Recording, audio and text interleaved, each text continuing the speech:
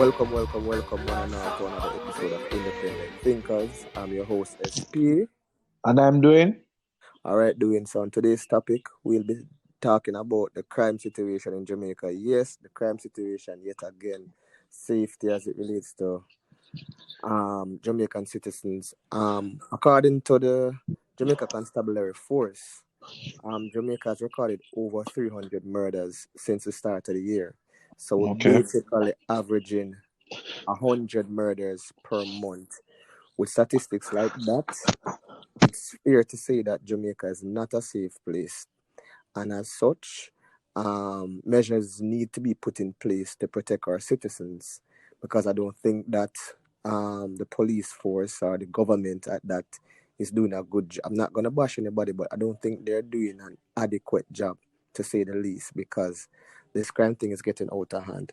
So for today's discussion, Dwayne will be divulging some more as it relates to the whole safety and the Firearms Act and so forth. All right. So, what I really wanted to talk about in a general sense was pepper spray and mace.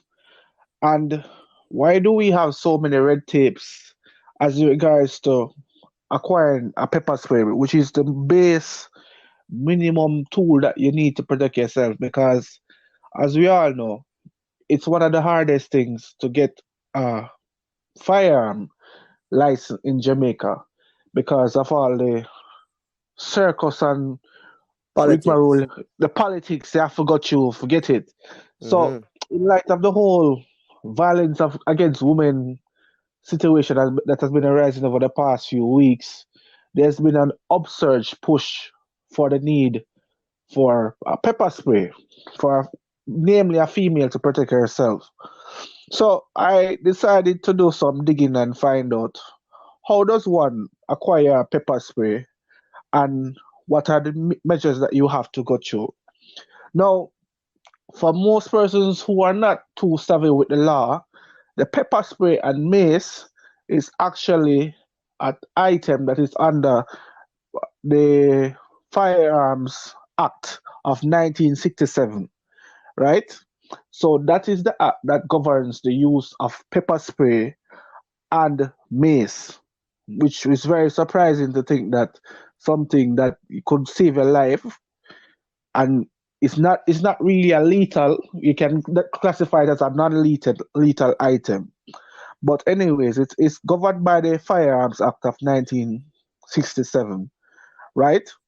Now the thing about the pepper spray is that under the Firearms Act, the pepper spray is regarded as an ammunition or restricted ammunition under that act. So what does it mean is that once you have it is anything that is deemed an ammunition, it requires you to get a license.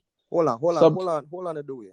So you're telling me that a pepper spray is like a bullet in under the act? exactly under Wow, the act, I did under the not, Firearms Act, I did the not know that. yes, it's regarded as ammunition and or restricted ammunition, right? And because it's regarded as an ammunition, hence the reason why you need a license to actually obtain a pepper spray or mace, right? Interesting. Yes, and then you under the Offensive Weapons Act, right?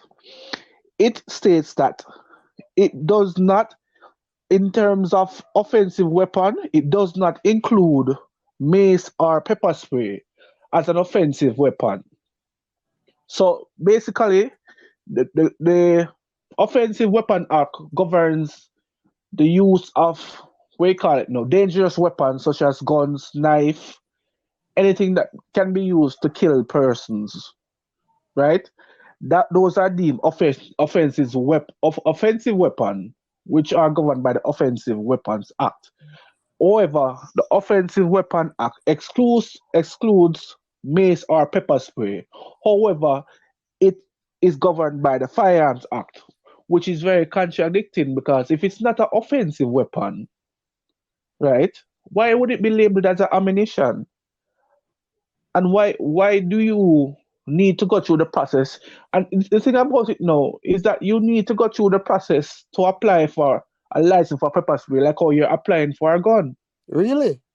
Yes, it's the same process. It's a license you're applying Oh, for so the I use forget. of pepper spray. So I forget a background. So I have to do a background test, and I have to have Right, person and visit my you know house that and ask my this, neighbor what kind of individual I am, if I'm seeing or whatever, and then if anything I can run a little food and I get the permit fast. Just saying.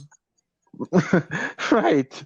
So it is not as straightforward as you might think. And even for the importation of the pepper spray, you need to get approval from the firearms license authority, and for the customs, the head of the customs department.